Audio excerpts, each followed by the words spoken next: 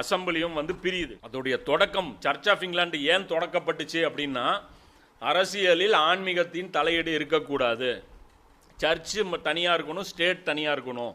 அப்போ இதை விதை போட்டது யார் அப்படின்னு பார்த்தீங்கன்னா, இது வந்து இங்கிலாண்டில் தொடங்கப்பட்டது. இது தஜ்ஜாலுடைய முதல் தாக்குதல். இதிலிருந்து என்ன ஆயிடுச்சு, மனித குலத்தின் வீழ்ச்சி வந்து தொடங்குது. ரெண்டாவது பார்த்தீங்கன்னா, சமூக பொருளாதாரம் இருக்குல்ல, வட்டிங்கிறது ஒரு இண்டிவிஜுவல் பேசிஸில் மட்டும்தான் இருந்துச்சு.